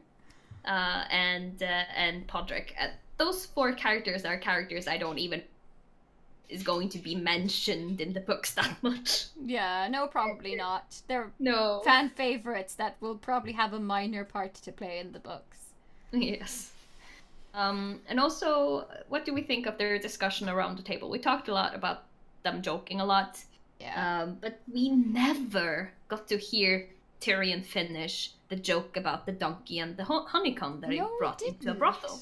He started that joke 3 times during all the seasons, but he has never gotten the point of that joke. Well, maybe there just isn't an ending to it. Maybe they just wrote it because it sounds fun. Probably. And we just have to imagine what the fuck he was doing in a brothel with a donkey and a honeycomb. And it probably involved fucking at some point. Just, I hope it wasn't the donkey. Yeah. Oh yes, there's a lot of discussion about costumes in the chat, and there is a costume book, an official Game of Thrones costume book that will be released soon, and Heresitai says November 5th. So I'm definitely buying that whenever it arrives. Sounds amazing. Need it. Yes. Yeah. The next thing we really see in this episode, though, is the wall and Jon arriving, Man's face on the inside, and then it's black, and then we get like this sequence of all the Starks, not Brando. It's Jon, Arya, and Sansa getting ready and doing whatever they are going to do, and it's kind of divided, so we get clips all of the 3 of them. So we're just gonna talk about the 3 in their own separate ways. So let's talk about Sansa first. What do we think of the whole coronation? Oh my god, when you see the clips of the the details on her dress, I'm like, oh. The leaves on the inside of that one sleeve. Yes, and the corset. And the howling wolves on her crown. It was gorgeous. Yeah. And finally she got to be queen. Finally. It was so beautiful. Yeah. And she looked so nice. It was so nice to see her walk through all the lords kneeling as she got to their point. So it was this wave effect like dominoes going down. It was so nice. And same when they kind of raised their swords for her as she sat down. And Yeah, except for the one of the ones closest to her. I mean, come on, get your arm into it, man. What I did notice, and kind of thought a lot about, was her hair was so simple. It was just, there was no braids, nothing elaborate. It was just kind of a little slicked back and hanging down. I got the vibes from Queen Elizabeth. Yeah, kind of. It was just very, I don't know, maybe Sansa finally stopped, trying to copy other people's hairstyles and other people's behaviors and ways of thinking, and it's just becoming what she was meant to be. Or maybe I'm putting too much thought into her hair. I don't know. No, I also noticed her hair, that it was completely different. Maybe she wants to do her own thing now. She doesn't want to bring forth the fashions of other queens. Now she is queen herself. She wants to be the top dog. She wants to be the trendsetter. She definitely wants to be the trendsetter. Getting her own Instagram account, setting the trend for every girl in her kingdom. Yeah. The only thing I thought was that her crown was very similar to what Cersei wore at the end. Yeah, a simple band with some elevation up front. I agree. I kind of, when I saw it from the back, I was like, is she wearing Cersei's crown? No, okay, thank goodness. No, but I really liked it, and it really made me want to make, just the embroidery on that dress alone made me want to make that dress, but I don't think I ever will. The embroidery alone on that dress made me, hell no! Oh no, I love to embroider. It's so peaceful. And it hurts like a motherfucker in your hand. Yeah, that's true. But what really scared me about that dress mostly was the metal corset breastplate thingy with the weirwood tree branches all along it. Like, that got me scared. Hot glue. Yeah. But yeah, Hedesetai says, I was legit shedding a few tears for my girl. And Cece says, our girl. She's her own queen. Yeah. She was, I love the coronation. Yeah, it was great. It was so nice to see her in that position as well. It was so cool to see her finally. I think she is like one of the only characters who's gotten, like, both her and Arya has gotten to do exactly what they wanted to do since on. Like, Arya wanted to be a fighter and then an adventurer, and Sansa wanted to be queen, and now she is. And it's quite nice to see that they made it. Yeah. And I guess Jon got what he deserved, because he really never wanted anything. He just wanted to be left alone. Yeah. But there was also a lot of, throwback to how the Westeros was conquered when it first was by the Targaryens, because it was Aegon the Conqueror and his two sister wives. I don't remember their names, but I remember that one of them was a bit like childish and the other one was a fighter. And all of those three kind of present Bran, Sansa, and Arya now, because they have the same situation all over again. They're taking over the world. Yeah. So in their own way. It's Game of Thrones. In the Game of Thrones spirits, history repeats itself. Yeah. All over again. I kind of also like that the way they filmed how the stories of the Stark kids, are evolving, because it really tells us that the Starks are the main characters of this entire series. Yes. Yeah, it started with Starks, it ends with Starks. Yeah, and also in the books, I don't know if Ned mentions it in the series or not, but the Starks are one of the few families who actually has blood from the first men. So I guess that means something to Westerosi lore. Yeah. But I don't know. It's kind of a nice thing. What do we think of the ending of Arya gathering her things? Yeah. My hobby said, like, how could she afford a boat? Like, how could she afford this expedition? I'm like, well, she is a Stark, and maybe Sansa sponsored her. She is the Queen of the North. Yes, and Bran is king. Yeah. He's her brother, so I guess. Yeah. Royal expedition. I got really emotional when I saw the Stark banner on the sails. I was like, yes, Stark boats!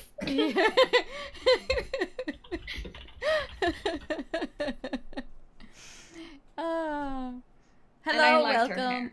Yeah, no, she looked good. And I really appreciated that, we got to see her collect her things and go out into the the stern of the boat. No, is it the stern? I think it is. I don't know. And just, look out towards the unknown horizon and just finally being herself. Yeah, it was like... Yeah, I liked it. I'm glad that she didn't end up being pregnant with Gendry's child and becoming a lady. Yeah. I was kind of thinking that would happen. Be the least good ending for Arya ever. No, I think she would rather die. I really enjoyed the way they actually... Yeah. And I really enjoyed that actually nobody ended in like marriage and happily ever after and a for life, as they say in Norway. Yeah. I'm really happy that we didn't get that standard ending for any of the characters, really. Yeah, everyone is alone. Yes. Or at least for now. Yeah, I mean... I just enjoyed that they didn't emphasize any love. I think that's a good choice. Agreed. You don't see that much. There's always happy ending with love, and it's like, no, love is not always the answer. No, it isn't. And I have to agree with Cece that she says that Maisie Williams, heart honestly acting wise, I think Maisie was my favorite. She's so bloody amazing. Yes, she is. Yes. She's so talented, crazy good at acting. Yeah. What do we think about Jon's ending? Him into Castle Black, getting greeted by Tormund, giving Ghost the good boy pets that he deserves. Finally! Yeah. This is what we've been waiting for. Ghost and Jon together again. Yes. What do we think of him? Think that he's gonna become the next Mance Raider, or do we think that he just follows them back home? Well, I mean, he's always said, I don't want to be king, I don't want to lead. So if he becomes the next Mance Raider, it's going to be, under pressure from other forces that'll, ask him to be king or choose him to become king. I'm not sure what's going to happen to Jon, but I think he will be much happier living his life where he's going to be now, because he won't have to think about being a bastard, he won't have to think about being a king, he won't have to think about, saving the kingdom or protecting people or anything. He's just free to be whoever he wants to be for the first time in his life. Yeah. Which is a nice... it's like the happiest ending I think Jon could have gotten, to be fair. Yeah. I really enjoyed him there with the wildlings. I was like, finally, yes! He seemed happy. He seemed happy. Did you notice the little piece of greenery that was growing? Yes. Yes. I saw. So that kind of symbolizes that winter is over. Yeah. So maybe there won't be as much ice and snow up in the north as there used to be before. Global warming. Yes, that's their next problem. Global warming. Ark's Redemption says that even Ghost had a Stark sigil on his side. It looked like it was burned into his fur. I didn't see that. Ooh. Was that a thing? I'm going to have to go back and check. Yeah. And also, Ark's Redemption says Jon was put in the same shoes as Ned Stark was put in all the way back from season 1, where he either was sent to the wall or be executed, and in this case, he obviously went a better path. Well, yeah. Yeah. Because Joffrey wasn't there to, behead him. Or tell someone else to behead him. Yeah. Cece asks, what happened to the longest winter coming, though, lol? I think it ended when they killed the Night King. I think it ended when they killed Dany. So we have different theories, but it ended. So it was prevented, I think. Yeah. Yeah. Yeah. Because I'm not sure, I don't think they did a good enough explaining in the show as of why the White Walkers was there really and why the Night King was there really. And also in the books, the Night King isn't really a thing yet. He is not a character that exists in the book yet. No, I don't think they've gotten so far to reveal the Night King properly in the books, and that's going to be really interesting to read.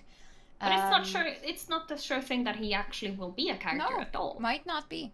So whatever it is, it's going to be really interesting. Yeah. Yeah, no, Yes. as you said, I think there are a lot of storytelling here, a lot of options for storytelling and filling in the blanks that were missed because it was so rushed.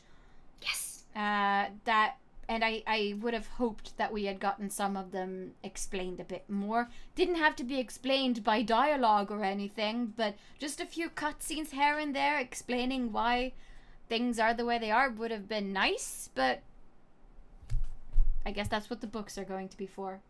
Yeah. What did we like, though, about this episode? Is there anything in particular that we like? Could you repeat that again? Is there anything we liked about the episode? Oh, yeah. There were plenty of things I liked about the episode, even though it felt very anticlimactic at times. The dog has opinions too, I hear. No, I mean, the coronation of Sansa, Brienne writing in that book, Tyrion discovering Jaime and Cersei in the rubble after King's Landing fell apart. Yeah. And Jon finally coming to his senses was good. But I enjoyed the dialogue with Tyrion and Jon very much. It was good. They were good.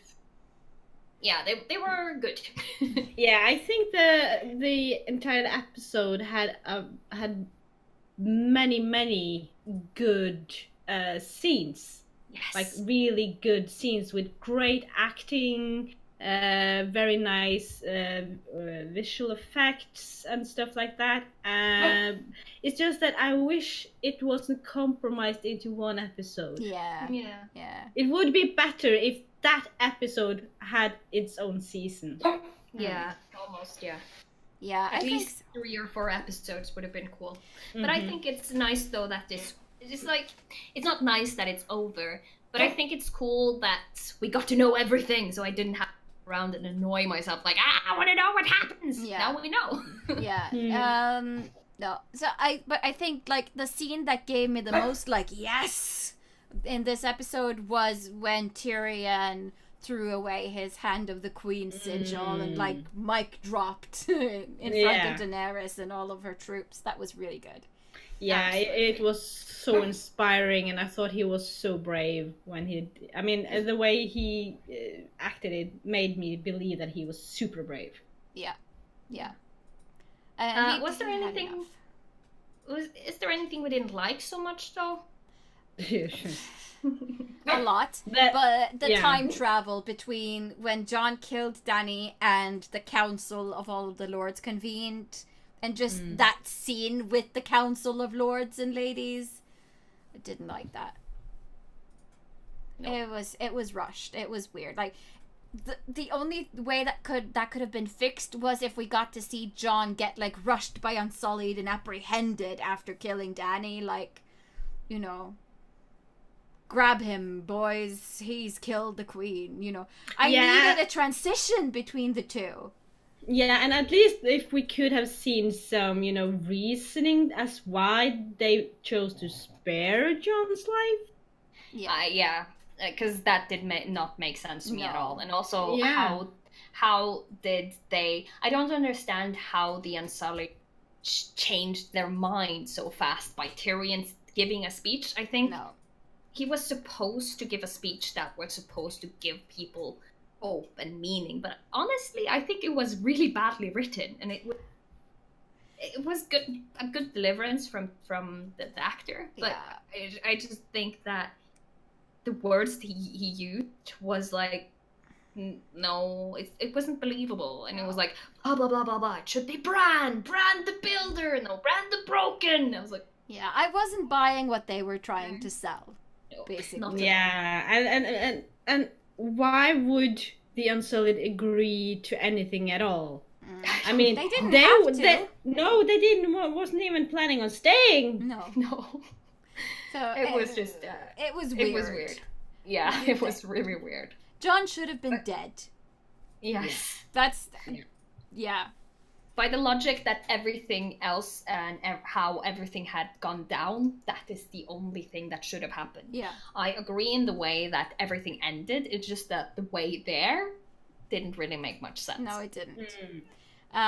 Okay, so there's HBO has revealed that they're doing a spin-off series, and they're going to do a show about well, basically the beginning of Westeros, like the first of men, and how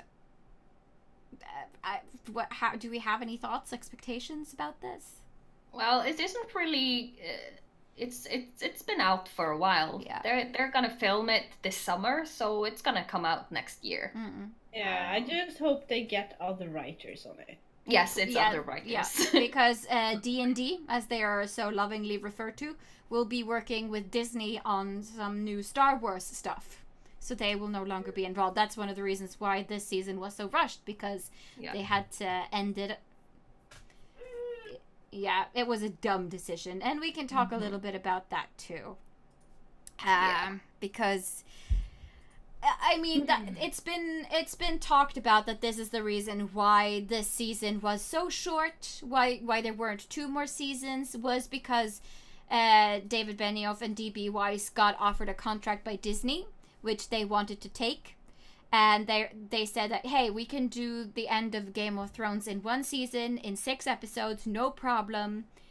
And instead of just saying, okay, so let's get some other writers in on this project that can take our place so we can move on. Yeah, I guess their fucking ego got in our way. Yes. So it was a very selfish decision to make, I think. One that I don't agree with. If they can get other writers for the spin-off series, they could have gotten other writers for the end of Game of Thrones too. Like, if you start something this big, you fucking stay on until the end and you finish it the right way. That's my opinion. I don't fucking care if Disney knocks down your door. Finish what you're fucking doing. You were offered an unlimited budget by HBO. How often does that happen? Like, not very often. I'm outraged by it. Like, I'm super angry. But I think that this whole petition to remake season 8 of Game of Thrones, or the petition to get David and DB off of the Disney projects, is stupid and petty and fucking spiteful and really disrespectful to all of the people who put such an effort into making Game of Thrones. Like, arts and crafts, special effects, the actors, the costume makers, everything. If you force them to remake the season, you are not just giving a big fuck you to the writers, you are giving a big fuck you to everyone who was involved in the project. And that is so stupid and petty, and it makes me so mad that people would do this. Like, I get it, you're disappointed, but grow the fuck up. Good rant. No, but I agree. I agree with, like, I don't want remake at all. I think we've gotten what we've got. I think I'm not one of the people who's angry about it. It's only that it felt rushed, you know? Yeah. And I'm disappointed that D&D decided to not make a bigger deal out of it when they had the chance to actually do it properly. All in all, I am happy with how it ended, and I am just more excited about the book, because at least now we know that the books is going to be better. No matter what happens, they're not gonna flop. Because I know that George R. R. Martin, no, I don't think he was afraid of that, but I know a lot of fans has been like thinking of, why would we need books when the series is gonna explain everything anyway? But I'm like, I want the books now. Yes. I want to read them now. I want to know everything. So I'm not mad about it at all. No, I'm disappointed in a lot of things, yes. But that doesn't mean that I'm going to be an asshole about it. Like, it's not my show, it's not my call, and people are so entitled these days. Like, oh, it's my fandom and I love it, and therefore I get to have a say about how it ends and how it goes. And like, yeah, it's important for fandom to feel included, but you don't get your way all the time. That's not how these things work. No, and I mean, I agree with everything that you both of you say. I'm not mad. I've never been mad at this show, like how it's been done. I mean, disappointed, yes, sure. I wish there were at least one more season so that we could, really Do the show justice. do the show justice and stuff like that. But even when I sat there, saw all the episodes, never felt any anger, just like what and woot and stuff like that. But I enjoyed the show and tried my best to block out the angry cries of the one sitting next to me. But but I enjoyed the show despite everything. Yeah. Yes. Arnold Bebop says, "Someone get this woman a shield." Yeah, because you already have your sword right there. Yes, I've got it right here. I have my needle. Yeah. That's all you need. That's all I need. Arnold Bebop also says, "I'm not happy, but I live my life, and I'm just glad I." Yeah. I agree. That's exactly what I think too. Could things have ended differently? Of course, there are things if I had made it, I would have changed it. But if I want to see those changes, I'll just write fan fiction and just live in that world instead. Yeah. It's like, the thing is, I'm not disappointed. I don't think they ended it that way. As long as they don't end it with cheese, I'm happy. Yeah. I hate cheesiness. It wasn't I cheesy. love cheese. I love cheese. Cheese in the right moment can be good. Yes. I can like and get down with some good cheese every now and then, but I'm glad Game of Thrones didn't end on a cheesy note. Yeah, yes. I think I like cheese as long as it's good acting. Yeah. Like, if it's predictable and, a trope, and it just follows a typical way of ending a hero's story, then it gets boring. Yeah. If it's a typical prince-princess moment where they get married and live happily ever after, it's boring. We've seen that before. So it's nice to see things end in a different way. Yeah. Diversity and stuff. Yeah. I like the ending. Yeah, Yes, and I mean, same. I'm so grateful to Game of Thrones because in a lot of way it's reintroduced fantasy into mainstream media, which I appreciate because fantasy has always been a huge part of my life ever since I was a kid. Ever since I learned how to read, I've loved fantasy, and people have always thought that that's a bit weird or a bit corny or whatever. But with Game of Thrones, it became kind of this legitimate thing where the entire world was just obsessed with this fantasy story, which, made me so happy because it meant that maybe it would introduce fantasy and the wonderful ideals that fantasy is based upon to a bigger, broader audience. And then to some extent, I think it has. So I'm just very grateful for that. Yeah, I kind of agree with you because I think it's very good that they show that fantasy isn't always B or C movies. That fantasy is grim and gruesome. It's all about things that happen in real life. It's not only unicorns and dragons. It's like real people just sat in a fantasy setting, and that it's. But and I lost my thread there. I think some of our time's biggest movies, though, are fantasy. Yeah, like Harry Potter and Lord of the Rings. So it's nice to see it continue. And because a lot of times you see that things are trending, and after a while they kind of fall down and people forget about it. But it seems that the fantasy genre is a genre that's there to stay, at least for a while, because it hasn't died down, and it's been very, very popular since the mid 90s. That's when it actually got mainstream. more and more, at least. Yeah, and now with the resurgence of RPG games, especially D&D, Yes. which, you know, has been out of style and really for weirdos for a long time. It just goes to show that it's okay to be nerdy and different and to like things that other people don't necessarily like or understand.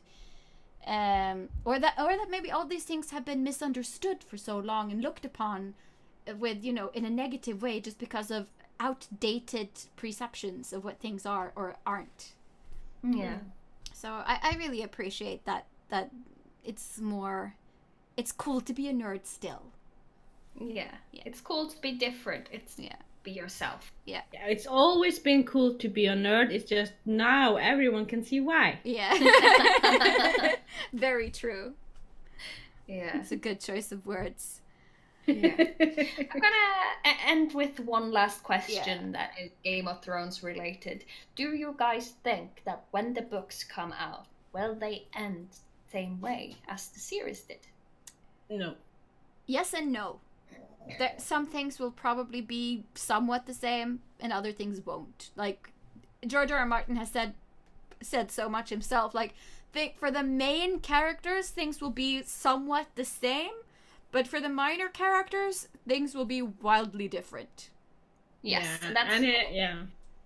That's also because some of the characters doesn't exist in the books in the same way as they exist in the series and vice versa. And he has also said that no matter how people have predicted the show, no matter how people have been right or wrong, he's still gonna write it the way he wants to write it. Yeah. Yes. So, which is a very good thing. Yeah. Because then at least all his set predictions won't, get backtracked and lost. Everything will still give meaning and have a purpose in the end. Yeah. And that is a good thing. I hope he finishes them. I really hope he does. But I believe that he has. I believe that they're gonna come out as soon as the series is over. Yeah. I think we're gonna see a new very soon. I hope so. I really do. It would be cool. But it would be a strategic good thing for him to do, to wait with the publishing until the series is over, just to build up hype and, because competing with the TV show would be kind of weird and difficult. Yeah. And I also think that if he had published the next book before season 8 was published, then people would be like, yeah, but this happened in this book and this happened there, so this might not make sense, blah, blah, blah. So I think he just has waited.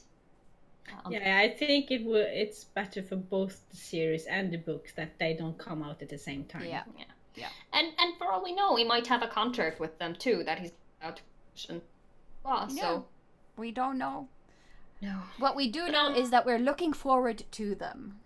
Oh yes. They will be read. We could do a book review. Once we've read them, once they've come out, we can talk about the books. Let's talk in 6-10 years. Maybe. Yeah, I mean, I haven't even read the first one yet because I was thinking that I wanted to wait for the series to be over before I started reading the books. Yeah. I'm currently reading the first one. Yeah. Because I haven't read the books either. And most of them are on audiobook, so you can actually listen to them, on audiobooks.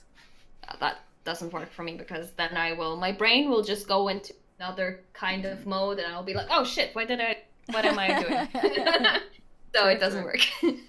Cece says, you should do spoiler reviews of the spin-off. Yeah, we might do that. We might do that.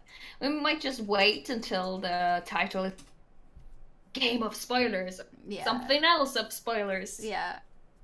Well, we'll figure it out. Yeah. Oh, it would be fun though. Just, because now we have been doing the spoiler chat about a very popular and throughout very good series. We should maybe do a spoiler talk about something a really shitty show. Yeah, let's wait for The Witcher on Netflix. Yeah. Let's do that. That's the tea. Yeah, no, we could definitely do that because we have played a lot of The Witcher. So No, I haven't. But well, still. I have, and I've read quite a few of the books too. So there's that. Yes. No, but there are some shows that's coming. I think we have The Witcher to look to. We have Star Wars to look forward to. We have what else is it? I can't remember, but we could set up a poll someday, and you guys could decide which show, or help us decide which show to do, like a spoiler review thing of. Yeah. Or movies, if there are any movies you want us to review, we could probably do that. Yeah, movies too. Yeah, that's true. All right. It's we've been doing this for 2 hours now, so it's time to end it off because we usually don't go over 2 hours with this one. You know. Overcast. Yeah. Oh yeah, Westworld. Yeah. I haven't seen Westworld yet. I've seen it. I haven't. You still have time to see. Yeah, you do. The first season. I do. No, but there's a lot of things we can do, and there's a lot of chats we can. Yeah. It's fun to talk, you know. Oh, Hedazai says, and now our watch has ended. Yes, that's the hashtag. Yes, now our watch has ended. Thank you guys for watching and for staying with us through these 2 hours. And we hope to be able to do something like this soon sometime. Yes. We love you. I have a disclaimer. Yes. Me and Anita did not plan our outfits today. No, we True didn't. story. We didn't. We did not. They are the crooks. I am innocent. Yes. Yes. No and it's just and also it's not planned that Tonya's picture is in the middle either. That's just a lucky coincidence. Yeah. So just so you know. And we did not plan to not wear makeup either. That's also just great minds think alike. Squad. All right. Now. Okay. Now we're gonna end it. Yes. Thank you guys so much. Thank you guys. For Valar joining us. Morgulis. Valar Dohaeris, is that yes, the right that's thing? the one. Bye. Bye-bye. Bye.